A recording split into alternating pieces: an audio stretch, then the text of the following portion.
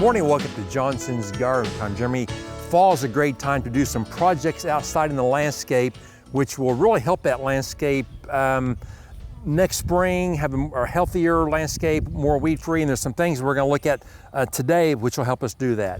You know, we all have landscapes with maybe some larger mature trees that aren't gardened, and so you know we get weed trees that come up.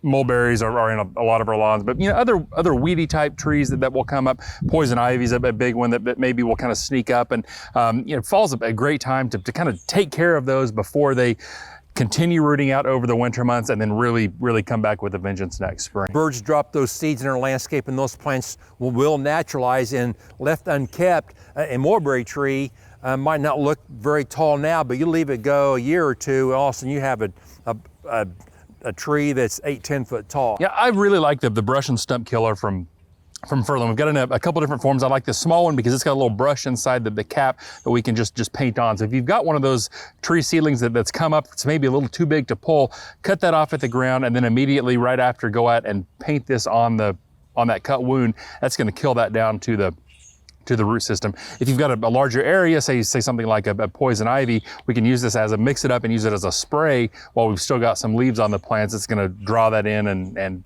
kill it that way. So fall is going to be a great time to kill those plants and not have them there next year. Really the main thing is make sure we get that painted on within about 15 minutes of cutting. That's going to make sure that doesn't seal off. Okay, in the landscape area, or I guess even in the lawns, but you may have some seedlings that will come up that are very, very small. You can use something like the Kills-All Quick, which is a non-selective herbicide, so it's going to kill what you get it on if it's green and growing, but you're going to have those small trees, maybe even some weeds in those landscape areas, very easy to control right now. I think really the most important thing today is getting those landscape areas cleaned up and then keeping them clean. And I like to use the Turf and Ornamental from High Yield for that. It's a long-lasting pre-emergent herbicide, kind of one application this fall after we've got those areas cleaned up.